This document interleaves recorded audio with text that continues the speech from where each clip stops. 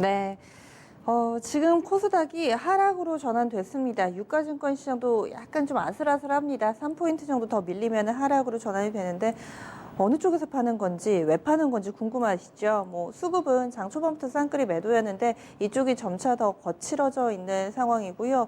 그리고 또 삼성전자나 SK하이닉스가 안 밀리는 상황 속에서 지수가 윗꼬리를 달아가지고 약간은 좀 궁금하실 겁니다. 오늘 바이오 쪽이 안 좋네요. 그래서 코스닥 쪽이 먼저 좀 하락으로 전환된 것 같은데 분석해 보겠습니다. 토마토 투자클럽의 김정수 전문가와 함께 오늘장에서도 적용되는 절대 전략 알아보도록 하겠습니다.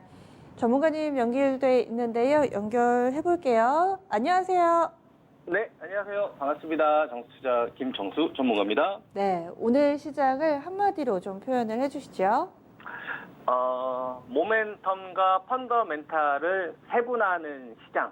그러니까 업종에서 종목을 구체적으로 좀 보기 시작을 했다. 그러니까 펀더멘탈에 더 집중하기 시작을 했고, 모멘텀이 가짜인지 진짜인지를 조금 더 구체적으로 보기 시작을 했다. 시장이 굉장히 그냥 단순한 어떤 이제 기대감에 의해서 동조화돼서 움직였다고 한다면 이제 그것이 이제 진짜인지 가짜인지 가시성이 있는 건지 조금 더 구체화되는 시장으로 좀 가고 있다. 그래서 모멘텀과 펀더멘탈을 좀 세분화하는 시장이다. 이렇게 이제 저는 정리해서 말씀드릴 수 있을 것 같습니다.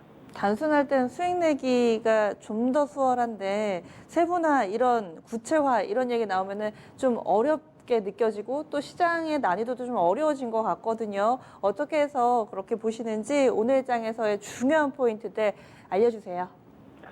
네, 지금 세분화한다라는 얘기는 이제 이런 구간에서 실력 차이가 저는 확 난다고 생각을 하거든요. 그러니까 다 같이 올라가는 구간에서는 바이오가 대장이 될 것 같다. 그럼 바이오 아무 주식이나 사더라도 웬만큼 수익이 나고요. 그 다음에 낙폭주가 순환매 나올 것 같다. 중국 소비지가 순환매 나올 것 같다. 그럼 파라다이스를 사든, 호텔 신라를 사든, 여행주를 사든, 기술 반등이 나오는 구간은 같이 먹을 수가 있는데, 이것이 이제 일정 궤도에 올라오게 되면, 진위 여부를 가리게 되는 거죠. 그죠? 그 꿈을 버텼던 이 동시다발적으로 들어왔던 이 자금들이 이제 민감해지는 겁니다. 그래서 이런 구간에서는 우리가 옥석을 가린다. 그 다음에 기업에 대한 어떤 가치를 재평가하는 분야와 그렇지 않은 분야로 나눠진다. 이렇게 이제 우리가 이야기를 좀 하는데요. 이건 우리나라 시장만 나타나는 현상이 아닙니다. 그래서 해외 시장과 같이 보면은 이 부분을 우리가 좀 알 수가 있는데 그게 코로나19 수혜주와 피해주로 우리가 분류를 할 수 있을 것 같아요. 지금 다우존스 같은 경우를 보게 되면은 그래도 일단 좀 강세 마감이 됐죠. 급등은 아니라고 하더라도. 그 나스닥 같은 경우에는 전고점을 돌파를 하면서 사상 최고치를 기록하는 흐름으로 나왔고요. 그러면은 투자 심리 자체가 좋아야 되잖아요. 투자 심리가 좋아야 되는데 이 상승을 이끌었던 섹터들 가운데서 좀 차이 나는 게 있죠. 우리가 이번에 코로나19 때문에 피해를 봤던 대표적으로 카지노 회사 같은 경우에 라스베가스 샌즈 같은 경우는 2.89% 정도 반등 나오는 흐름이 나오는데 크루선사 같은 경우를 보면 같은 피해주였었단 말이에요. 카니발 같은 경우에는 오히려 하락하는 흐름이 나오죠. 그러니까 코로나19로 같이 피해를 받는 주식들도 차별이 되는 거죠. 해외 쪽에서도. 그다음에 강세 흐름을 이어갔던 주식들 가운데에서 최근에 이제 정치 이슈 때문에 좀 시끄러운 페이스북 같은 경우에는 오히려 지금 같은 구간에 이제 차익 매물이 살짝 좀 나오는 흐름들이 나오는데 테슬라 같은 경우에는 도요타까지 좀 제끼면서 성장주 쪽에서 가장 좀 눈부신 성과를 좀 보여주고 있습니다. 이게 오늘 전기차 장세를 좀 뒷받침해주는 투자 심리를 자극해주고 있고요. 그리고 마이크로소프트 같은 경우를 보더라도 일단 어쨌거나 급등까지는 아니라고 하더라도 신고가 행진은 좀 같이 가고 있지 않습니까? 근데 지금 보게 되면 우리가 같은 수혜주로 봤었던 섹터들 가운데서 코로나 수혜주로 분류했었던 마이크로소프트 같은 이런 주식들하고 넷플릭스 같은 경우를 보게 되면 넷플릭스 같은 경우는 차익 매물이 나오잖아요. 똑같이 신고가 나오더라도. 그죠? 그러니까 코로나 수혜주로 봤었던 수혜주들이 같이 동시다발적으로 갔던 흐름과 피해주들이 같이 빠졌는데 여기서 이제 갈라지는 거예요. A와 B로. A와 B로. 그러니까 낙폭주라고 하더라도 다까지 빠지는 게 아니라 상대적으로 적게 피해를 받는 업체들 같은 경우에는 저가매수가 조금 더 들어오는 거고 수혜주로 분류가 됐던 주식이라고 하더라도 모멘텀이 조금 떨어진다 싶으면은 일단 단기 차익 실현 욕구가 커지는 거고 그 자금들이 모멘텀이 강한 쪽으로 또 옮겨버리는 거죠. 그래서 지금은 업종이 아니라 업종 내에서도 종목 선별로 아주 압축된 구간으로 좀 바뀌어가고 있다. 저는 이제 이렇게 좀 파악이 좀 되고 있는 거고요. 그 다음에 이거는 우리나라 시장에도 그대로 저는 영향을 좀 끼친다라고 보거든요. 코스피 지수 기준으로 제가 제시해드리고 있는 자리가 위쪽으로는 이제 2140과 2150선 자리를 제시를 해드리고 있죠. 그죠? 지난주에 제가 제시했던 자리가 2140선에서 2150이었잖아요. 그리고 요거를 완전하게 좀 제압을 해야 상방 쪽이 열리는데 그렇지 않고서는 여전히 2060선까지는 기본적으로 좀 오픈이 되어 있고 요것이 만약 붕괴된다고 한다면은 2000선 깨지는 자리까지도 열려 있는 거거든요. 그러니까 아직은 지수가 방향을 잡았다라기보다는 요 구간에서 계속적으로 눈치를 좀 보고 있는 건데 이게 기대감하고 그다음에 이 기대감하고 그다음에 차익실현 욕구가 같이 병행되다 보니까 이 섹터 내에서 어떤 이 바이오제약이 동시에 강한다든지 아니면 전기차 그다음에 IT 반도체가 동시에 강하기보다는 누구는 강하고 누구는 하락하는 식으로 번갈아 가면서 좀 진행이 되고 있다 이거죠. 그래서 이런 것들이 지금 시장에서 나타나는 가장 좀 중요한 어떤 포인트가 아닌가 이렇게 말씀을 좀 드릴 수 있을 것 같습니다. 네. 종목 얘기하기에 앞서서 지금 보면은 2차전지 쪽이 워낙에 좋고 앞서 포인트에서도 테슬라 얘기를 해주셨는데 그러면 관련된 종목군들을 지금이라도 좀 매수를 해서 포트에 담아가는 거에 대해서는 어떤 의견 가지고 계세요? 전기차 같은 경우에는 대장으로 보게 된다면 이제 LG화학 정도를 우리가 이야기할 수가 있는데요. 지금 삼성 SDI도 좋지만 LG화학이 사실상 이번 전기차의 대장 역할을 저는 계속 하고 있다라 좀 보고 있는데 이런 건 좀 보유자의 영역이지 않을까 싶습니다. 사실 전기차를 지금 신규 공략하기에는 부담스러운 게 사실이고요. 저도 이제 방송 통해서 여러분들한테 자신 있게 지금이라도 들어가서 이런 말씀은 못 드립니다. 왜냐하면 밸류 부담을 분명히 느끼고 있기 때문에. 근데 다만 대장 역할을 어쨌거나 해주고 있는 건 인정을 해줘야 되는 거죠. 이거는 이제 이렇게 제가 답변을 좀 드릴 수 있을 것 같고요.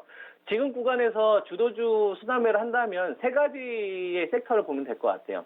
계속적으로 이제 제가 바이오제약 관련돼서 시장이 좀 중심이 되고 있다라고 이야기해드리고 있고 바이오 제약과 그다음에 이제 5G 전기차 순환매 정도를 노리면 될 것 같은데 전기차 순환매를 노리기에는 가격 부담이 좀 크잖아요. 그래서 저는 5G하고 바이오 제약 가운데서 진단키트 쪽으로 저는 그 타켓을 좀 옮기시는 것이 지금 구간에서는 유리하지 않을까 이런 말씀 좀 드릴 수 있을 것 같거든요.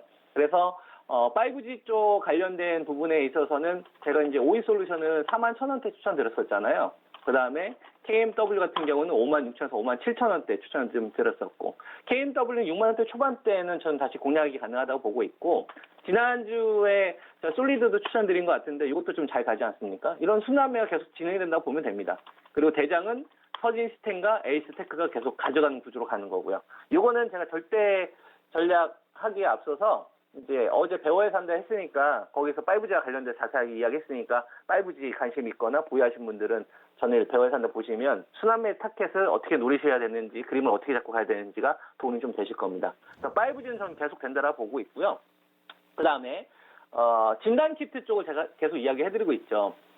진단키트 쪽 관련되어서는 제가 이제 시즌을 좀 언급해드린 것 같은데 바이오제약을 언제 다시 공략할래라고 보게 된다면 지금 시장에서 동시다발적으로 차익 매물이 나오지 않습니다. 삼성 바이오로직스 같은 경우도 보면 오늘 쉬는 흐름이 나오고 있는데 어제 급등 흐름이 나왔잖아요. 그래서 SK 바이오팜 상장되자마자 그걸 사지 못했던 대기 매수가 들어왔었고 그다음에 바이오 시밀러 쪽 관련되어서 좀 긍정적인 호재가 있었거든요. 근데 경쟁업체가 미국에 시밀러 진출하는 데 있어서 좀 문제가 있다. 이것 때문에 시밀러 관련된 업체 또는 위탁업체들이 수혜를 받았단 말이죠. 근데 연속성을 갖지는 않죠. 그러니까 삼성 바이오로직스 같은 경우도 보면 지금 저는 고점에서 좀 갇히는 흐름이 나올 거다라고 보는 겁니다. 그러니까 쉬는 거죠. 쉬는 건데 죽으러 간다기보다는 힘을 모아서 더 위로 뻗기 위한 상승이라고 보고 있는 거죠. 보유하신 분들 좀 참고하시면 좋을 것 같고 셀트리온도 마찬가지입니다. 좋다는 건 알지만 가격이 맞아야 되는 거거든요. 그러니까 쉬는 타이밍, 그다음에 매물 소화하는 이런 구간이 좀 계속 필요하다라고 보고 있고 전체적으로 보게 되면 제넥신 같은 경우도 최근에 호재 나오면서 차익 매물이 나왔잖아요. 호재 나왔을 때 따라가는 게 아닙니다. 이익실현 하는 거고요. 그다음에 크리스탈 같은 경우도 큰 변동폭이 나오는데 호재 나올 때마다 밀리지 않습니까? 그러니까 호재 나올 때 따라가는 사람이 있고 호재 나올 때 저희처럼 이익실현 하는 사람이 있다 이거죠. 이런 거는 우리가 바이오 제약을 투자를 할 때 중요한 이 스케줄이 언제 잡혀 있는지를 보면 되는 겁니다. 7월 초에 뭐가 잡혀져 있습니까? 유럽 동양학회에 잡혀져 있잖아요. 그 모멘텀을 여태까지 왔었으니까 재료가 나오면 차익 실현이 맞는 거죠. 그러니까 5G는 당연히 옥석이 나오는 거고, 이 바톤 터켓이 7월 23일에 이제 주파수 경매가 잡혀져 있는 5G 쪽으로 가는 거예요. 그러니까 7월 달 같은 경우에는 바이오 제약에서 동시에 가기보다는 거기서 이제 옥석을 가는 형태로 좀 갈 거다. 당연히 조정이 나오면 다시 공략을 해야 되는 거고요. 이렇게 이제 보시면 될 것 같고요. 그 대안이 저는 진단키트 쪽에서 나온다고 보는 거예요. 그래서 진단키트의 동조화를 잘 봐야 된다. 2차 확진자에 대한 이 증가, 이건 이제 검사와 관련된 부분인데, 저는 가능성이 왜 높다라고 보고 있냐면, 속인 국가가 많아요. 우리나라처럼 투명하게 이 코로나19와 관련돼가지고, 투명하게 검사를 진행하는 업체들이 별로 국가들이 별로 없습니다. 근데 이게 지금 2차 확진자가 되게 되면 이 봉쇄까지 가게 되면 문제가 더 심각해지기 때문에, 그렇게 하기 위해서는 전 투명하게 이제 공개하는 식으로 방향을 틀어야 되거든요. 그렇게 하게 되게 되면 이 진단키트 관련된 주식들이 동조화가 나와야 되는데, 그 동조화 신호가 계속적으로 필요해 들어갔잖아요. CGN이나 랩지노믹스나 그동안 차익 매물도 많이 나왔었고, EDGC 같은 경우도 보면은 계속 쉬는 흐름이 나왔다 이거죠. 이런 주식들이 같이 움직이는 신호가 다시 이쪽에 대한 좀 매수가 들어온다는 얘기니까, 이거는 특정 종목을 사는 게 아니라 진단키트 동시에 사는 거잖아요. 그럼 이건 2차 확신에 대한 트레이딩 자금들이 이쪽으로 유입된다, 이렇게 이제 볼 수 있는 거거든요. 그래서 저는 진단키트 관련된 업체도 이제 동조가 나오면 이제 좀 공략해야 된다라고 말씀을 좀 드렸는데, 그 신호가 저는 오늘 나왔다라고 보고 있고, 5G하고 바이오 제약에서 진단키트를 좀 병행하면서 여러분들이 트레이딩을 좀 하다 보면 네, 좀 더 유리하게 이번 판을 좀 가져갈 수 있다고 저는 생각을 합니다. 네. 오늘도 말씀 고맙습니다. 예, 감사합니다. 네, 토마토 투자클럽 김정수 전문가의 의견 들어봤습니다.